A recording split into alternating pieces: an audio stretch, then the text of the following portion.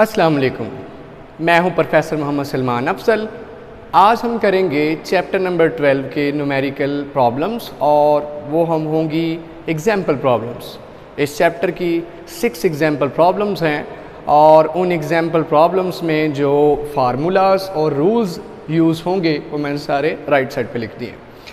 अच्छा बच्चों, देखते हैं इन न्यूमेरिकल प्रॉब्लम्स की तरफ बढ़ने से पहले कि जो फार्मूलाज यूज़ होंगे ज़्यादातर हमारे सफेरिकल मिरर्स के न्यूमेरिकल हैं, फिर लेंसेज के फार्मूला यूज़ होगा लेंसेज के न्यूमेरिकल्स में, और स्नेल्स लॉ ये यूज़ होगा, फिर मैग्नीफिकेशन का फार्मूला यूज़ होगा।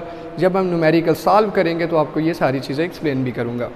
अब ये रूल्स हैं कि P यहाँ पे किसको रिप्रेजेंट करता है, डिस्टेंस ऑफ ऑब्जेक्ट को, Q डिस्टेंस ऑफ इमेज को, F फोकल लेंथ को।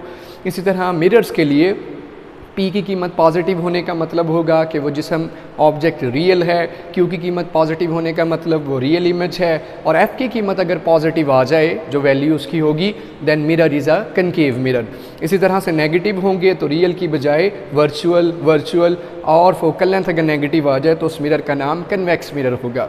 जो खसूसियात कनकेव मिरर की हैं वही कन्वेक्स लेंस की हैं, जो कन्वेक्स मिरर की हैं वो कनकेव लेंस की हैं। दे आर और एक दूसरे के समझ लीजिए रेसिप्रोकल हैं। इसी तरह लेंसेज के लिए देखिए, अगर P की कीमत पॉजिटिव आ जाए इसका मतलब रियल ऑब्जेक्ट है, और P पॉजिटिव का मतलब है कि लेंस के लेफ़्ट साइड पे जिस्म पड़ा हुआ। P is for the object और P पॉजिटिव होने का मतलब है कि जिस्म लेफ़्ट साइड पे है। Q पॉजिटिव होने का मतलब है कि रियल इमेज है, और रियल इमेज हमेशा राइट साइड पे होता है। F पॉजिटिव होने का मतलब है कि कन्वर्जिंग लेंस है, और कन्वर्जिंग लेंस का नाम कन्वेक्स लेंस होता है। P की कीमत नेगेटिव होने का मतलब है कि वर्चुअल ऑब्जेक्ट है, वर्चुअल ऑब्जेक्ट लेफ़्ट की बजाय किस तरफ होगा, राइट साइड पे। और Q वर्चुअल का मतलब राइट साइड पे होना चाहिए था लेकिन वो लेफ़्ट साइड पे बन रहा है। और F की कीमत नेगेटिव होने का मतलब ये लेंस डाइवर्जिंग लेंस है जिसका नाम कनकेव लेंस भी होता है। चलो बच्चे बढ़ते हैं न्यूमेरिकल प्रॉब्लम्स की तरफ, इनमें ये रूल्स भी इस्तेमाल होंगे। चलिए देखते हैं पेज नंबर 41 के ऊपर। A convex mirror is use to reflect light from a object place 66 centimetre in front of the mirror. हाँ देखिए जी, गिवन डाटा लिखता है एक कन्वेक्स मिरर है। कन्वेक्स मिरर आप समझते हैं कैसा मिरर होता है, मैं आपको ड्रॉ भी करके दिखाता हूँ। कन्वेक्स मिरर कुछ इस तरह से, कन्वेक्स मिरर इस तरफ इसकी रिफ्लेक्टिंग सरफेस और अंदर वाली साइड रफ होती। एक ऑब्जेक्ट है जो उससे कितनी दूर है जी, 66 centimetre. A mirror is used to reflect light from a object place, distance of object, distance of object को हम किससे ज़ाहिर करते हैं, डिस्टेंस ऑफ ऑब्जेक्ट को हम ज़ाहिर करते हैं P के साथ, और that is 66 centimetre in front of the convex mirror. The focal length of the mirror is, focal length इस मिरर की फोकल लेंथ, लाइट को फोकस करने का जो डिस्टेंस है focal length, that is small f, और वो कितना है 46 centimetre. Find the location of the object, बताइए जो इमेज बनेगा, इस मिरर ने क्या बनाना है, इमेज बनाना है, वो कितनी दूर बनेगा, लोकेशन। जब हम आम प्लेन मिरर के सामने खड़े होकर अपने आप को देखते हैं तो जितनी दूर हम खड़े हों उतनी ही दूर आईने के अंदर हमें अपना आप दिखाई देता है, लेकिन सफेरिकल मिरर्स में वो फासला कम या ज़्यादा भी हो सकता है। हम सफेरिकल मिरर्स की बात कर रहे हैं तो हमें क्या फाइंड करना है, we are to find distance of image, and distance of image is represented by Q, distance of image Q चाहिए। अब बेटे देखिए, हमने अभी रूल पढ़ा है कि जब हम बात करें कन्वेक्स मिरर की, कन्वेक्स मिरर के अंदर जो फोकल लेंथ है, focal length for the convex mirror is always negative. हमें पॉजिटिव दी है, हम उसकी कीमत को क्या यूज़ करेंगे, 46 की बजाय हम क्या यूज़ करेंगे, -46। बिकॉज क्योंकि जो कन्वेक्स मिरर है वो नेचुरली उसकी फोकल लेंथ नेगेटिव होती है, रियल तो होती नहीं, वर्चुअल होती है, और वर्चुअल जो चीज़ होगी उसका जवाब नेगेटिव में होगा। सो -46 यूज़ करेंगे। सो फार्मूला कौन सा यूज़ होगा, फार्मूला बच्चों आपके सामने है, image location formula for mirrors 1/f is equal to 1/p plus 1/q। Missing है, सोल्यूशन में बढ़ते हैं सोल्यूशन की तरफ। इसमें मिसिंग हमारे पास क्या है, q फाइंड करना है। रीअरेंज कीजिए, 1/q किसके बराबर आ जाएगा, ये उठ के इधर आ गया 1/p। लाइए जी वैल्यूज़ पुट कर दें, लिखेंगे बाय पुटिंग वैल्यूज़, f की जगह -46, p की जगह 1/66। एलसीएम ले लीजिए या इसका आप जो डायरेक्टली से कर लें 1/q। जब आप इसे सॉल्व करेंगे so 1/q will be equal to -1/27। हमें q चाहिए तो क्रॉस मल्टीप्लाई कर दीजिए, सो q उधर चला जाएगा, ये इधर आ जाएगा, तो क्या बन जाएगा 27 is equal to -q and q is equal to -27। बाकी सारी वैल्यूज सेंटीमीटर में है तो ये आंसर भी सेंटीमीटर में होगा। ये है इमेज लोकेशन जो कौन सा मिरर बनाएगा, कन्वेक्स मिरर, और नेगेटिव आना साबित करता है, क्योंकि कीमत नेगेटिव आना साबित करता है कि इमेज कैसा है, वर्चुअल है। ये है कन्वेक्स मिरर के लिए। चलिए बच्चों बढ़ते हैं दूसरे न्यूमेरिकल की तरफ।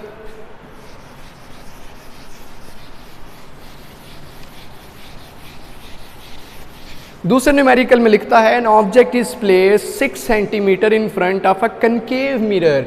अच्छा बच्चों, कनकेव मिरर कैसा होता है, इस तरह का जिसकी अंदर वाली सरफेस शाइनी और बाहर वाली रफ होती है। कितनी दूर पड़ा है इसके सामने जिसम, ऑब्जेक्ट इसके कितनी दूर है, डिस्टेंस ऑफ ऑब्जेक्ट जिसे हम पी से जाहिर करते हैं दैट इज 6 सेंटीमीटर। कहता है ऑब्जेक्ट है, डिस्टेंस ऑफ ऑब्जेक्ट किस आईने के सामने, कनकेव मिरर के सामने, P, क्योंकि अब ये पॉजिटिव होगा।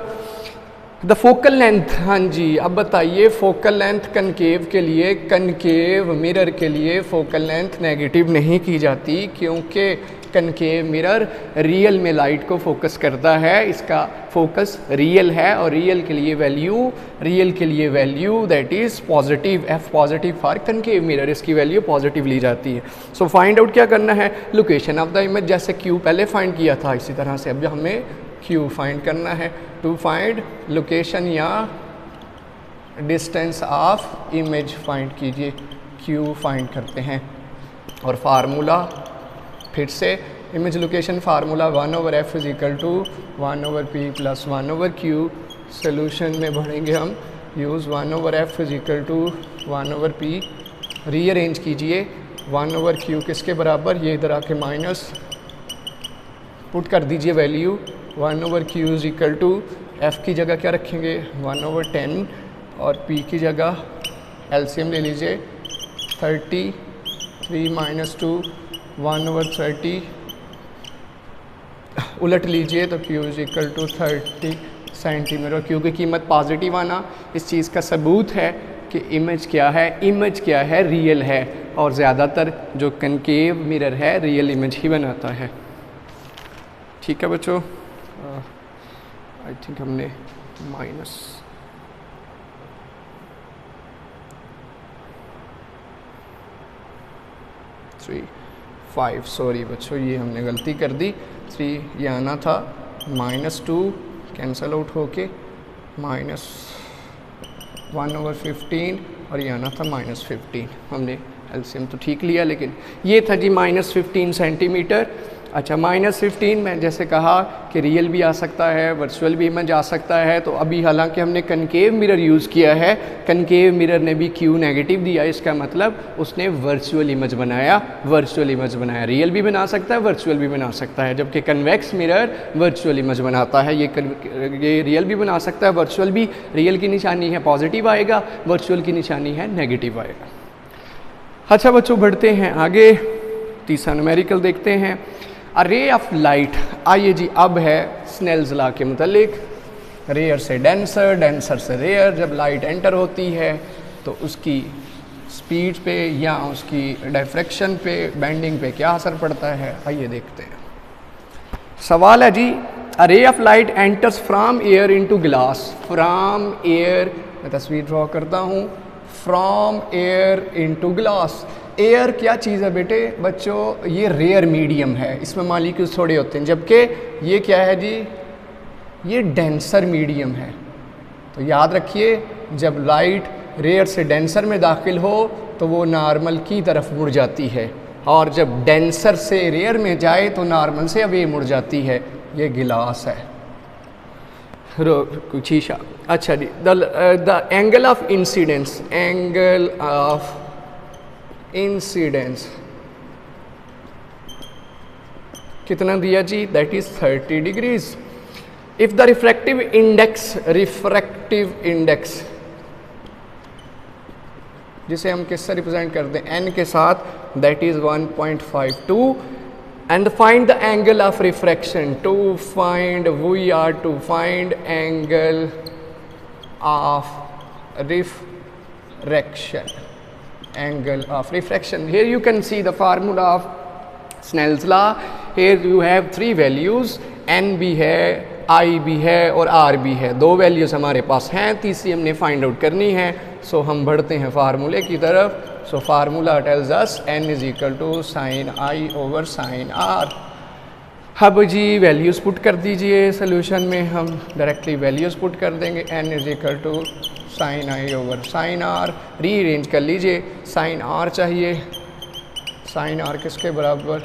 साइन आई बटा n। By putting values, sine r वैसे का वैसा, i की जगह क्या आएगा? 30 डिग्रीज, n की जगह क्या आएगा? 1.52। ये आप कैलकुलेटर वर्क से कीजिए, साइन 30 कैलकुलेटर से लीजिए, 1.52 से डिवाइड कीजिए, आंसर आएगा 0.33। ये साइन आर आ गया। अब मुझे तो आर चाहिए, तो आर के लिए साइन उस तरफ जा क्या कर जाएगा? इन्वर्स, और साइन इन्वर्स आएगा 19.3 डिग्रीज।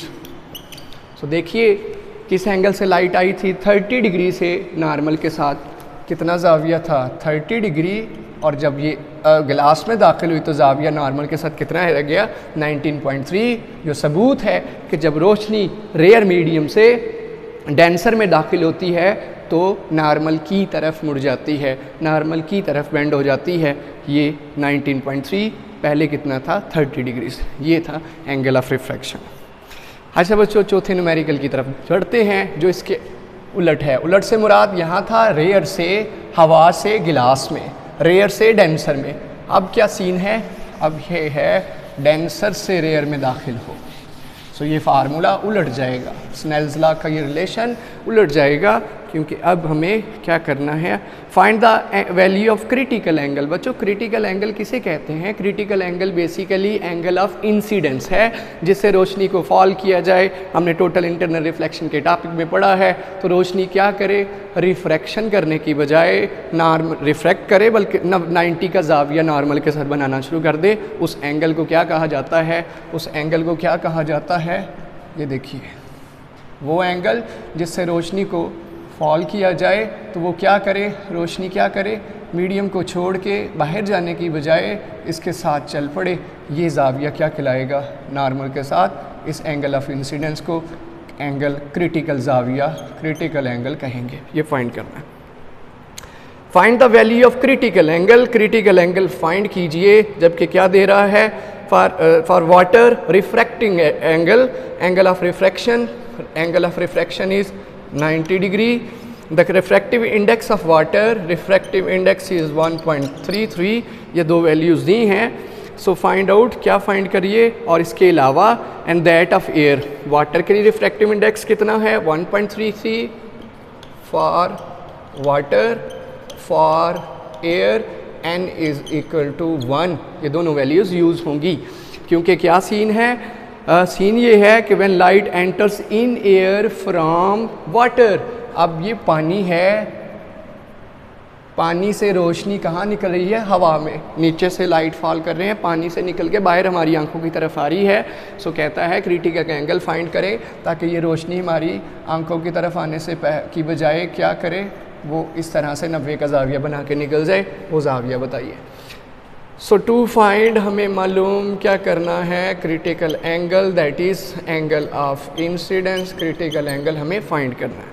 फिर से स्नेल्स लॉ, लेकिन सीन ये है कि अब वाटर से, क्योंकि डेंसर से रेयर में जा रही है, सो ये जो फार्मूला है इन्वर्ट हो जाएगा। n is equal to sine r over sine i। ठीक है बच्चों, अब आइए वैल्यूज़ पुट करते हैं, सोल्यूशन की तरफ बढ़ते हैं।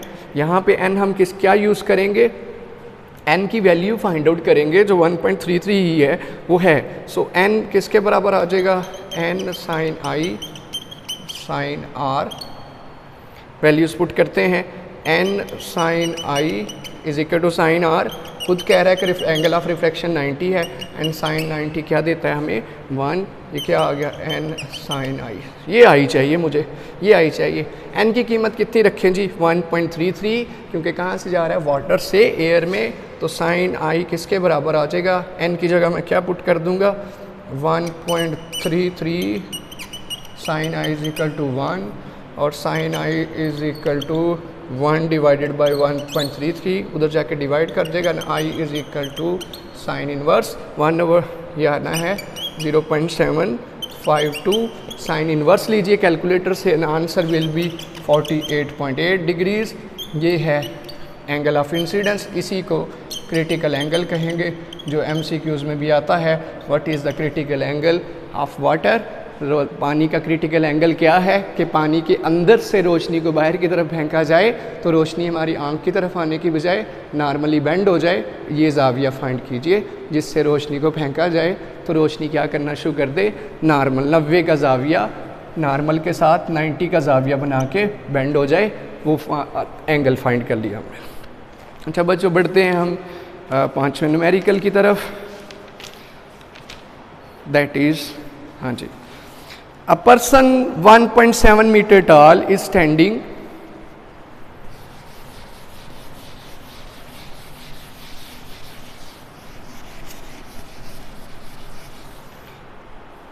एक आदमी है, कितना टॉल है जी 1.7 मीटर, 1.7 मीटर या 5.6 समथिंग 7 फीट बनता है, standing 2.5 metre in front of a camera.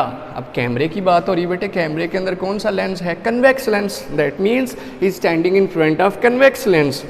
अब कन्वेक्स लेंस के सामने एक आदमी बहुत मैसिव सा होगा, लेकिन मैं ऐसा छोटा सा दिखा देता हूँ। फर्ज कीजिए height of this object, height of object is 1.7 metres और स्टैंडिंग 2.5 मीटर, इसका मतलब डिस्टेंस कितनी है 2.5 मीटर दूर खड़ा है, डिस्टेंस ऑफ ऑब्जेक्ट की। लेंस हुज फोकल लेंथ, ये जो कैमरा है इस लेंस है, सॉरी ये लेंस है कैमरे का, इसकी फोकल लेंथ कितनी है, the focal length 0.05 metres. Find the image distance, बताइए ये लेंस कितनी दूर इसका इमेज बनाएगा। आप जानते हैं कन्वेक्स लेंस कैसा इन्वर्टेड इमेज बनाता है, real and inverted. So find the image distance, the distance between the lens and the film, ये बताइए।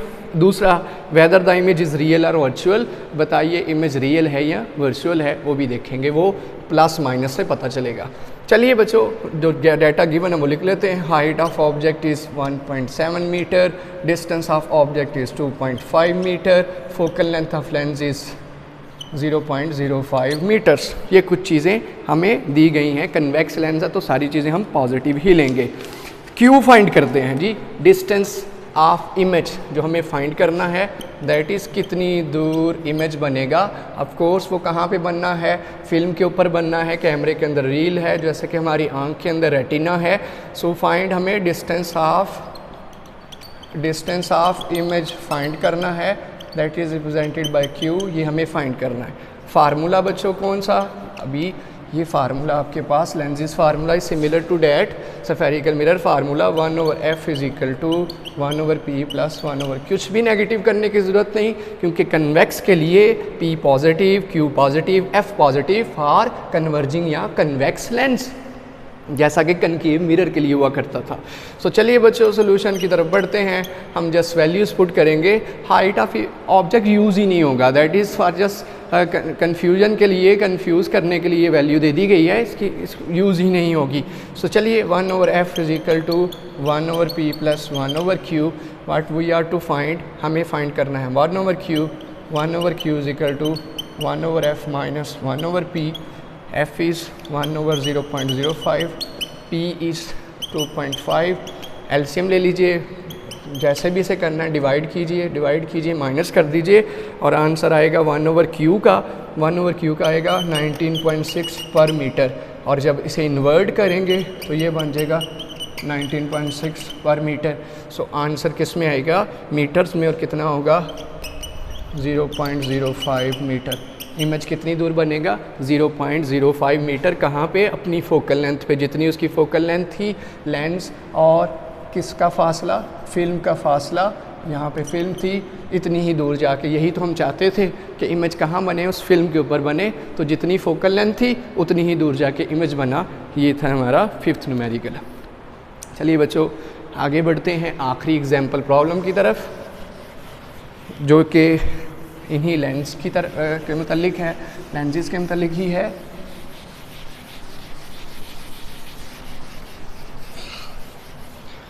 देखिए जी, लिखता है अ कनकेव लेंस। कनकेव लेंस का जिक्र हुआ। कनकेव लेंस बच्चों आप जानते हैं कुछ इस तरह का होता है, जिसकी सेंटर से थिन है और साइडों से थिक होता है कनकेव लेंस। फोकल लेंथ कितनी दे दी है जी उसकी? Focal length is represented by small f, that is 15 centimetre. At what distance should the object from the lens? बताइए ऑब्जेक्ट कितनी दूर होना चाहिए? डिस्टेंस ऑफ ऑब्जेक्ट पूछ लिया। To find distance of object, क्या होता है बेटे? डिस्टेंस ऑफ ऑब्जेक्ट किससे ज़ाहिर करते हैं? p के साथ। बताइए कितनी दूर होना चाहिए? So that it forms an image at 10 centimetre. जब क्या हो कि इमेज कितनी दूर बन रहा हो? इमेज कितनी दूर बन रहा हो? 10 सेंटीमीटर दूर। q की वैल्यू कितनी आ रही हो? 10 centimetre. So distance of image, जिसे हम किससे ज़ाहिर करते हैं? q के साथ, that is 10 centimetre. Also find the magni. बताइए मैग्नीफिकेशन कितनी होगी? मैग्नीफिकेशन डजेंट ऑलवेज मीन्स अपने साइज से बड़ा कर देना, छोटा भी हो सकता है।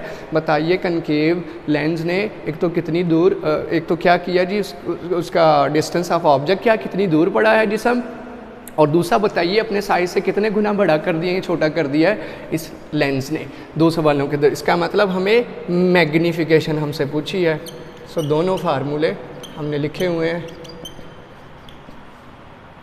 मैग्नीफिकेशन फाइंड करना है। सो फार्मूलास दो यूज़ होंगे बच्चों। इसके लिए तो हमारे पास लेंसेज फार्मूला है 1/f = 1/p + 1/q, और दूसरा फार्मूला क्या होगा?